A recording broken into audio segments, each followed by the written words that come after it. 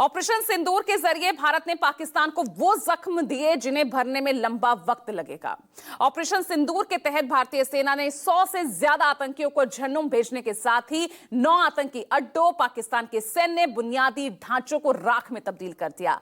Picture अभी बाकी थी कि इसी बीच अमेरिकी राष्ट्रपति की एंट्री हो गई और पाकिस्तान बर्बाद होने से बाल बाल बच गया। ऐसे में सवाल यह उठने लगा कि अगर बीच में ना आते ट्रंप तो पाकिस्तान को भारत कर देता डंप। आज इसी मुद्दे पर हम चर्चा करेंगे, साथ ही बात होगी ऑपरेशन सिंदूर पर सियासत को लेकर। तो चलिए शो को आगे बढ़ाते हैं और पहले आपको सुनवाते हैं भारतीय सेना ने सिंदूर ऑपरेशन को लेकर क्या कुछ कहा जब तीनों ही सेना के डीजीएमओज प्रेस कॉन्फ्रेंस के जरिए सामने आए। तो आपने देखा कि ये जो एक्टिविटीज चल रही हैं 3-4 दिन से, ये कोई वॉर से कम नहीं है। नॉर्मल सर्कमस्टांसेस में एक दूसरे देश की एयरफोर्सेस हवा में नहीं उड़ती हैं और एक दूसरे के ऊपर स्ट्राइक्स नहीं करती हैं। हर रात इंट्रूजन्स नहीं होते हैं। आमतौर पर ये घुसपैठ लाइन ऑफ कंट्रोल में टेररिस्ट करते हैं, लेकिन हमें इंफॉर्मेशन है कि हो सकता है ये पाकिस्तान आर्मी की टोलियां भी हों जो हमारे पोस्ट के ऊपर खामी पहुंचाने की कोशिश कर रही हैं। That whatever methods and whatever means we have chosen, it had the desired effects on the enemy targets. How many casualties? How many injuries?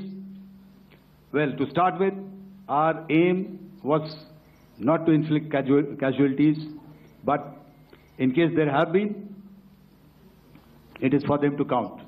भारतीय सेनाओं ने ऑपरेशन सिंदूर को पाकिस्तान में मौजूद आतंकी ढांचा ढहाने के उद्देश्य से लॉन्च किया था। हमने उनके आम नागरिकों को कभी निशाना नहीं बनाया था, मगर पाकिस्तान ने न केवल भारत के नागरिक इलाकों को निशाना बनाया, बल्कि मंदिर, गुरुद्वारा, गिरजाघर पर भी हमले करने का प्रयास किया। भारतीय सेना ने शौर्य और पराक्रम के साथ साथ संयम का भी परिचय देते हुए पाकिस्तान के अन्य ठिकानों पर भी प्रहार करके करारा जवाब दिया है।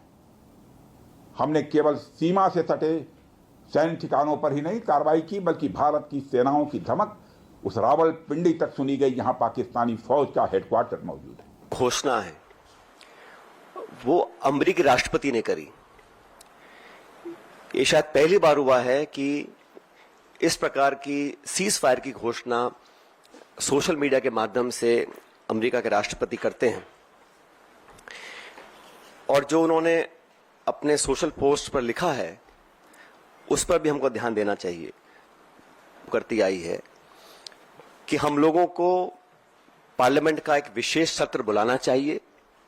आप सबको याद होगा 1994 में कांग्रेस की सरकार में सर्वसम्मति से एक प्रस्ताव पारित किया था जहां पर पीओके को वापस लेने की सहमति संपूर्ण संसद के सभी सदस्यों ने एक स्वर में ली थी। थोड़ा असहज इसलिए हुआ कि हमारी ब्रीफिंग से पूर्व अमेरिकन प्रेसिडेंट ने घोषणा की।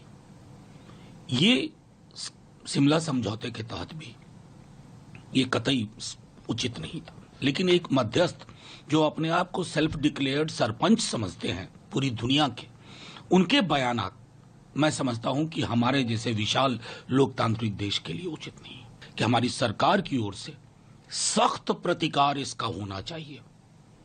सवाल किसी पार्टी का नहीं है, सवाल इस देश के मिजाज का है। देखिए सीज फायर में देखिए इसमें टाइम लगता है।